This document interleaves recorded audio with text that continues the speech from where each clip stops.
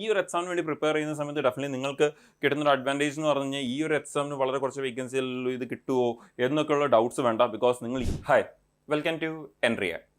നമ്മുടെ railway exams, ഈ വർഷം നടക്കാനിരിക്കുന്ന റെയിൽവേ എക്സാംസിൻ്റെയൊക്കെ കലണ്ടർ നമുക്ക് നേരത്തെ വന്നിട്ടുണ്ടായിരുന്നു. ആ കലണ്ടർ അനുസരിച്ചുള്ള ഓരോരോ നോട്ടിഫിക്കേഷൻ നമുക്ക് വന്നുകൊണ്ടിരിക്കുകയാണ്. അതിൽ ആദ്യമേ വന്നൊരു നോട്ടിഫിക്കേഷനാണ് നമ്മുടെ ALPയുടെ നോട്ടിഫിക്കേഷൻ. അതിനുശേഷം നമ്മുടെ ടെക്നീഷ്യൻ നോട്ടിഫിക്കേഷൻ വന്നു. ഇനി ഈ വർഷത്തെ നമ്മുടെ മൂന്നാമത്തെ റെയിൽവേ നോട്ടിഫിക്കേഷനായ നമ്മുടെ കലണ്ടറിൽ കൊടുത്തേക്കുന്ന അനുസരിച്ചുള്ള മൂന്നാമത്തെ റെയിൽവേ നോട്ടിഫിക്കേഷനാണ് സെക്ഷൻ കൺട്രോളറുടെ നോട്ടിഫിക്കേഷൻ എന്ന് പറയുന്നത്. അതും നമുക്കിപ്പോൾ റീസെൻ്റ്ലി റിലീസ് ചെയ്തു. അതിൻ്റെ രജിസ്ട്രേഷൻ ഇപ്പോൾ ഓൺഗോയിങ് ആണ്. അതിനെക്കുറിച്ച് അറിഞ്ഞിട്ടില്ലാത്തവർ അതിനെക്കുറിച്ച് ചെക്ക് ചെയ്യുക. എത്രയും പെട്ടെന്ന് അതിൻ്റെ ഡീറ്റെയിൽസ് ഒക്കെ മനസ്സിലാക്കിയതിന് ശേഷം എത്രയും പെട്ടെന്ന് തന്നെ അപ്ലൈ ചെയ്യുക എന്നുള്ളത്, നമ്മൾ ഡേറ്റ് കഴിയുന്നതിന് മുമ്പ് തന്നെ അപ്ലൈ ചെയ്യുക എന്നുള്ളത് നമ്മൾ ശ്രദ്ധിക്കണം.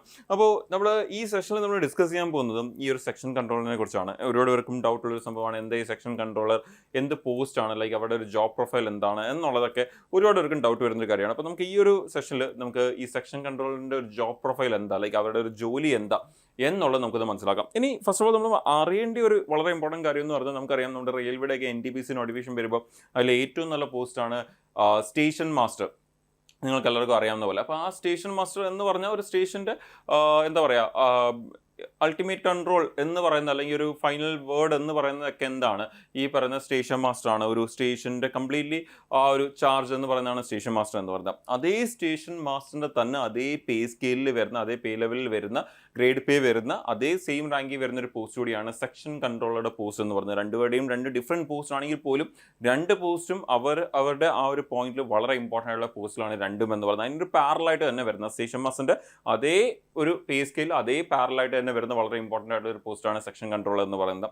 അപ്പോൾ ഈ ഒരു സെക്ഷൻ കൺട്രോളറുടെ ജോബ് പ്രൊഫൈൽ എന്താണ് എന്നുള്ളത് നമുക്ക് വളരെ ഡീറ്റെയിൽ ആയിട്ട് തന്നെ നമുക്കൊന്ന് മനസ്സിലാക്കാം. അപ്പോൾ ആദ്യം തന്നെ നമ്മുടെ ഈ ഒരു നോട്ടിഫിക്കേഷനിലേക്ക് ഒന്ന് വരുമ്പോൾ, സെക്ഷൻ കൺട്രോളറുടെ ഈ വർഷത്തെ നമുക്ക് വന്ന നോട്ടിഫിക്കേഷനിലേക്ക് ഒന്ന് വന്നാൽ നമ്മുടെ റെയിൽവേ റിക്രൂട്ട്മെന്റ് ബോർഡിന്റെ സെക്ഷൻ കൺട്രോളറുടെ എക്സാമിന് വേണ്ടി വിളിച്ചിട്ടുണ്ട്. വേക്കൻസീസ് റിപ്പോർട്ട് ചെയ്തേക്കുന്ന 119 വേക്കൻസിക്കാണ് വിളിച്ചിരിക്കുന്നത്.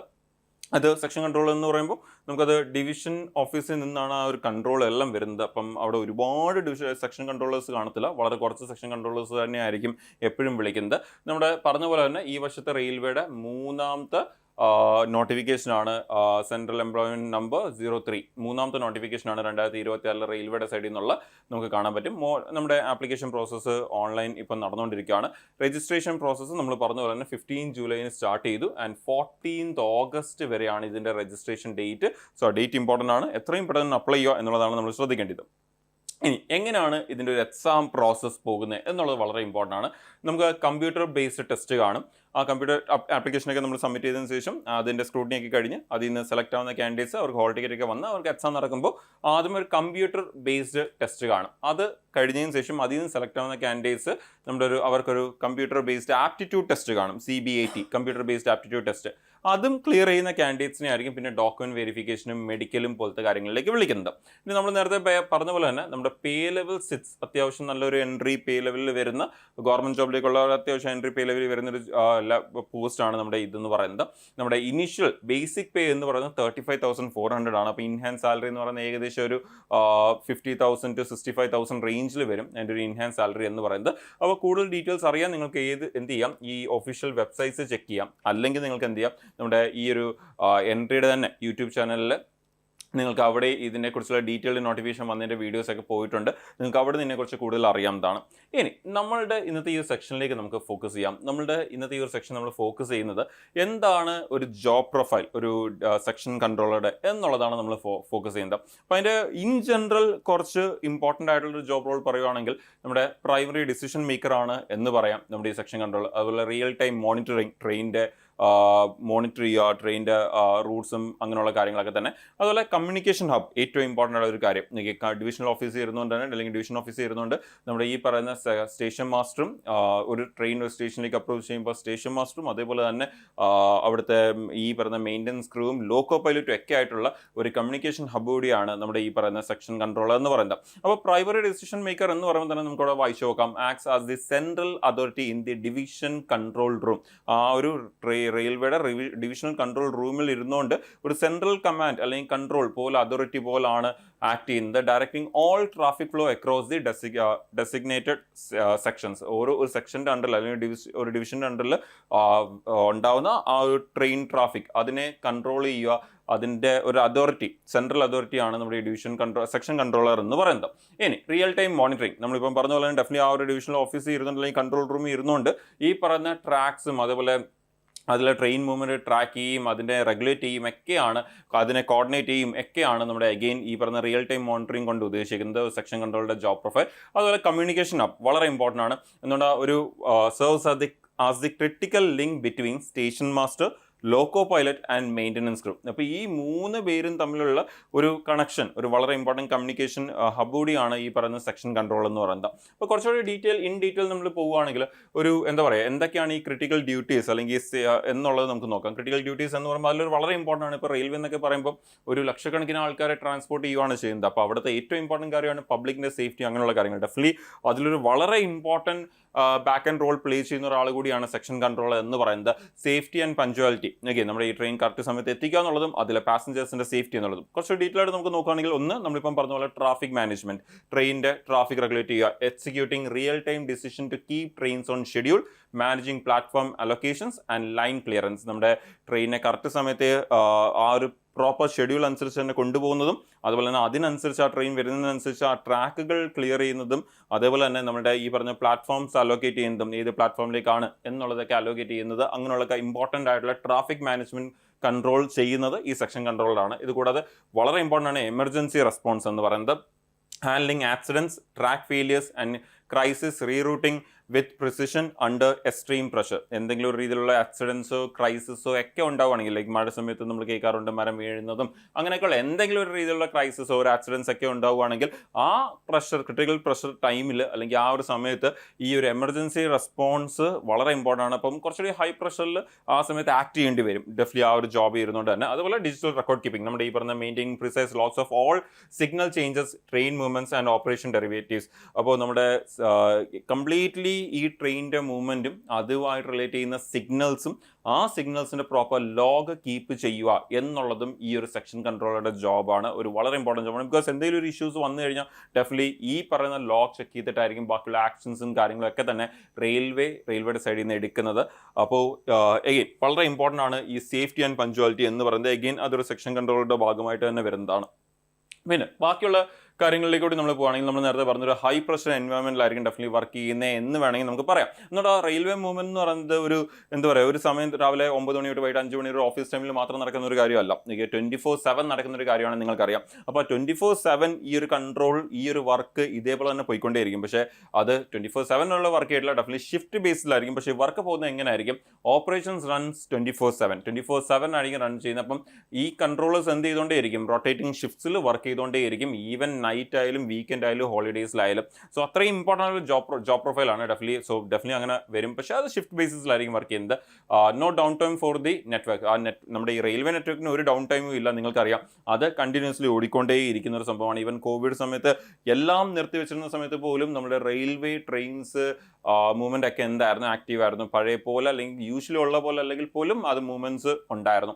അതുപോലെ തന്നെ വെയിറ്റ് ഓഫ് റെസ്പോൺസിബിലിറ്റി, നമ്മൾ നേരത്തെ പറഞ്ഞ റെസ്പോൺസിബിൾ, ഈ പറയുന്ന പാസഞ്ചേഴ്സിൻ്റെ സേഫ്റ്റി ആയാലും ശരി, കാർഗോയുടെ ട്രാൻസിറ്റ് ആയാലും ശരി, ഇതിൻ്റെയൊക്കെ സേഫ്റ്റി എന്നുള്ളത് കിലോമീറ്റേഴ്സ് ആണ് ഇത് പോകുന്നത്. അപ്പോൾ ആ സമയത്ത് അതിൻ്റെ സേഫ്റ്റി എന്ന് പറയുന്നത് അഗെയിൻ അതൊരു വളരെ ഇമ്പോർട്ടൻറ്റ് റെസ്പോൺസിബിലിറ്റി ആണ് സെക്ഷൻ കൺട്രോളുടെ.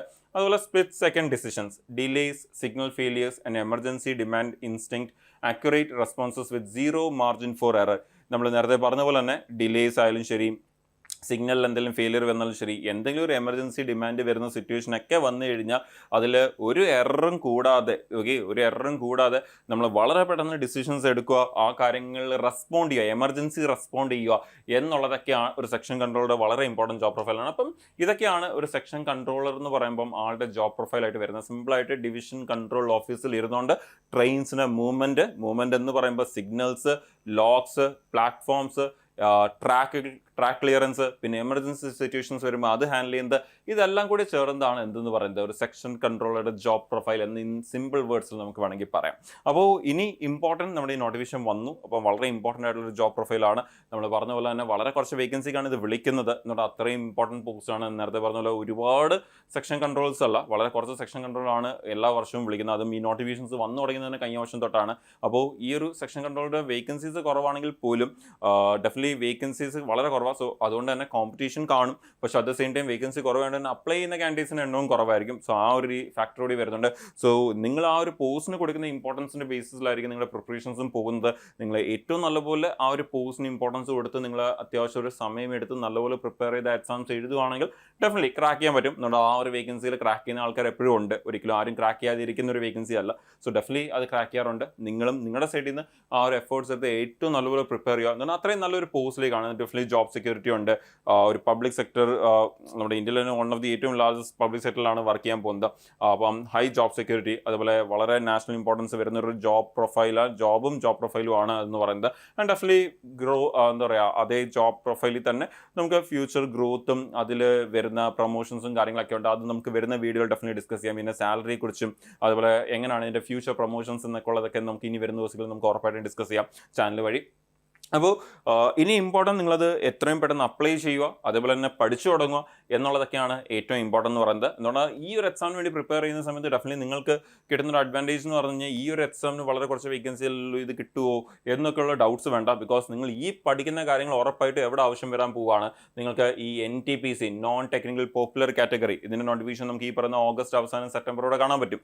അപ്പോൾ ആ ഒരു എക്സാംസിന് നിങ്ങൾക്ക് ഉറപ്പായിട്ട് യൂസ്ഫുൾ ആയിരിക്കും. ബിക്കോസ് അത് ഗ്രാജുവേറ്റിനും വിളിക്കും, അണ്ടർ ഗ്രാജുവേറ്റിനും വിളിക്കും. നമ്മൾ നേരത്തെ പറഞ്ഞ പോലെ സ്റ്റേഷൻ മാസ്റ്റർ പോലത്തെ ഏറ്റവും നല്ല പോസ്റ്റിലൊക്കെയാണ് അതിൻ്റെ അകത്ത് വരുന്നത്, ട്രെയിൻസ് മാനേജർ അങ്ങനെയൊക്കെ ഉള്ളത്. അപ്പോൾ അത് ഗ്രാജുവേറ്റ് അണ്ടർ ഗ്രാജുവേറ്റോട് ചേർത്ത് എങ്ങനെ ഒരു 12,000-ഓളം വേക്കൻസിക്കാണ് വിളിക്കുന്നത്. അപ്പോൾ ഡെഫിനറ്റ്ലി ഇവിടുത്തെ പ്രിപ്പറേഷൻ നിങ്ങൾക്ക് ഇവിടെ ഹെൽപ്പ് ചെയ്യും. അത് കൂടാതെ ഡെഫിനറ്റ്ലി ഹെൽപ്പ് ചെയ്യാൻ പോകുന്ന ഒരു ഏരിയയാണ് ഇവിടെ. ഇത് കൂടാതെ നിങ്ങൾ റെയിൽവേയുടെ ഗ്രൂപ്പ് ഡി എക്സാമിന് പ്രിപ്പയർ ചെയ്യുന്നവരാണെങ്കിൽ അവിടെയും നമുക്ക് ഓൾമോസ്റ്റ് 30,000 to 35,000 വേക്കൻസിക്കാണ് എല്ലാ വർഷവും വിളിക്കുന്നത്. സോ അവിടെയും നിങ്ങൾക്ക് ഇതിൻ്റെ പ്രിപ്പറേഷൻസ് ഉറപ്പായിട്ട് എവിടെയും ഹെൽപ്പ് ചെയ്യും. ആ ഒരു എന്താ പറയുക, നമ്മുടെ ഏറ്റവും അവസാനം ഗ്രൂപ്പ് ഡി പോസ്റ്റുകളുണ്ട്. ആ ഗ്രൂപ്പ് ഡി പോസ്റ്റിൽ ലെവൽ 1 പോസ്റ്റ്, ആ പോസ്റ്റിലേക്കും അതിൻ്റെ എക്സാമിലേക്കും നിങ്ങളെ ഡെഫിനറ്റ്ലി ഇത് ഹെൽപ്പ് ചെയ്യും. ഇത് കൂടാതെ ഒറ്റ എക്സാമേ ഉള്ളൂ. പിന്നെ അത് കഴിഞ്ഞാൽ കമ്പ്യൂട്ടർ ബേസ്ഡ് ആപ്റ്റിറ്റ്യൂഡ് ടെസ്റ്റ് ആണ്, ലൈക്ക് ഒരു സ്കിൽ ടെസ്റ്റ് പോലാണ് അത്. അപ്പോൾ എക്സാം പോയിന്റ് ഓഫ് വ്യൂവിൽ ഒറ്റ എക്സാമാണ് നമുക്കിവിടെ വരുന്നത്. സോ അങ്ങനെ വേറെയും കുറേ ഫാക്ടേഴ്സ് ഉണ്ട്.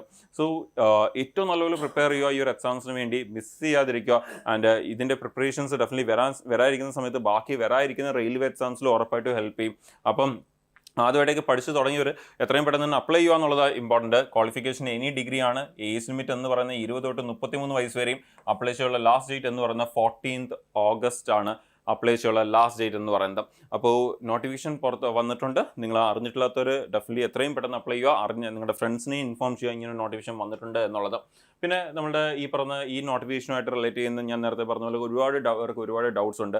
അപ്പോൾ ആ ഡൗട്ട്സ് ഒക്കെ ക്ലിയർ ചെയ്യണമെന്നുണ്ടെങ്കിലും കൂടുതൽ എന്തെങ്കിലും ഡൗട്ട്സ് ഉണ്ടെങ്കിൽ നിങ്ങൾക്ക് കോൺടാക്ട് ചെയ്യാം. ഡിസ്ക്രിപ്ഷനിൽ കൊടുത്തിരിക്കുന്ന നമ്പറിൽ നിങ്ങൾക്ക് കോൺടാക്ട് ചെയ്യാം. ഇത് കൂടാതെ നമ്മുടെ റെയിൽവേ എക്സാംസിന് വേണ്ടിയൊക്കെ പഠിച്ചു തുടങ്ങിയവർ, പഠിക്കാൻ പ്ലാൻ ചെയ്യുന്നവർ, നിങ്ങൾക്ക് വേണ്ടി ഒരു എന്താ പറയുക ഇതിൻ്റെ പ്രിപ്പറേഷന് വേണ്ടി, ഇപ്പം ഈ സെക്ഷൻ കൺട്രോൾ ആയിക്കോട്ടെ, ഇനി വരാതിരിക്കുന്ന റെയിൽവേ NTPC എക്സാംസ് ആയിക്കോട്ടെ, അതിനൊക്കെ വേണ്ടിയുള്ള ഒരു പ്രിപ്പറേഷൻ റോഡ് മാപ്പ് എന്നൊക്കെ അത് നിങ്ങളുടെ ഈ ഒരു വീഡിയോയുടെ ഡിസ്ക്രിപ്ഷൻ ബോക്സിൽ അതിനുള്ള ലിങ്ക് കൊടുത്തിട്ടുണ്ട്. നിങ്ങൾക്ക് അവിടുന്ന് ആ ഒരു റോഡ് മാപ്പ് ഡൗൺലോഡ് ചെയ്തെടുക്കാവുന്നതാണ്. നിങ്ങൾക്ക് അത് നിങ്ങളുടെ പ്രിപ്പറേഷന് വേണ്ടി പ്ലാൻ ചെയ്യാനും പ്രിപ്പയർ ചെയ്യാനും ഒക്കെ നിങ്ങൾക്കത് യൂസ് ചെയ്യാം. സോ ഇപ്പം തന്നെ ഡിസ്ക്രിപ്ഷൻ ചെക്ക് ചെയ്ത് നോക്കുക, അത് ഡൗൺലോഡ് ചെയ്തെടുക്കുക, അത് വെച്ചുകൊണ്ട് നിങ്ങളുടെ പ്രിപ്പറേഷൻസ് പ്ലാൻ ചെയ്യുക. പിന്നെ ഞാൻ ഈ പറഞ്ഞ കാര്യങ്ങളിൽ കൂടുതൽ എന്തെങ്കിലും രീതിയിലുള്ള ഡൗട്ട്സ് ഒക്കെ ഉണ്ടെങ്കിൽ നിങ്ങൾക്ക് ഈ ഒരു നമ്പറിൽ കോൺടാക്ട് ചെയ്യാം. 7736122215 എന്നുള്ള ഈ ഒരു നമ്പറിൽ കോൺടാക്ട് ചെയ്യാവുന്നതാണ്. അതേപോലെ നിങ്ങൾക്ക് ഈവൻ ഒരു ബാച്ചസിൻ്റെ കൂടെ ഒക്കെ ചേർന്ന് പ്രിപ്പയർ ചെയ്യണം, ആദ്യമായിട്ട് പ്രിപ്പയർ ചെയ്യുന്നവരൊക്കെയാണ്, റെയിൽവേ എക്സാം അല്ല SSC ആയിക്കോട്ടെ, ബാങ്ക് എക്സാംസ് ആയിക്കോട്ടെ. അപ്പോൾ അതിന് വേണ്ടിയും കൂടുതലൊക്കെ എന്തെങ്കിലും അറിയണമെന്നുണ്ടെങ്കിൽ നിങ്ങൾക്ക് ഡിസ്ക്രിപ്ഷൻ ബോക്സിൽ ചെക്ക് ചെയ്യാം, ലിങ്ക് കൊടുത്തിട്ടുണ്ട്. അതുകൂടാതെ ഈ നമ്പറിൽ വേണമെങ്കിൽ നിങ്ങൾക്ക് കോൺടാക്ട് ചെയ്യാം. നിങ്ങൾക്ക് കോൺടാക്ട് ചെയ്ത് കാര്യങ്ങൾ ചോദിച്ച് മനസ്സിലാക്കി നിങ്ങൾക്ക് ഈ ബാച്ചിലേക്ക് ജോയിൻ ചെയ്ത് പ്രിപ്പറേഷൻ നിങ്ങളുടെ സ്റ്റാർട്ട് ചെയ്യാവുന്നതാണ്. സോ സെക്ഷൻ കൺട്രോളിൻ്റെ ഈ ഒരു ജോബ് പ്രൊഫൈലിനെ കുറിച്ച് ക്ലിയർ ആയിട്ട് മനസ്സിലായി എന്ന് വിശ്വസിക്കുന്നു. സോ ഇതൊക്കെ മൈൻഡിൽ വെച്ചുകൊണ്ട് പ്രിപ്പയർ ചെയ്യുക. വളരെ നല്ലൊരു പോസ്റ്റാണ്. ഈ ഒരു അവസരം മിസ്സാകരുത്. പിന്നെ അടുത്ത വർഷം നമുക്ക് ഈ ഒരു സമയം ആകുമ്പോഴേ നോട്ടിഫിക്കേഷൻ വീണ്ടും നമുക്ക് കാണാൻ പറ്റത്തുള്ളൂ. അപ്പം വേക്കൻസീസ് ഇത്രയും കാണുമോ എന്നും നമുക്ക് അറിയത്തില്ല.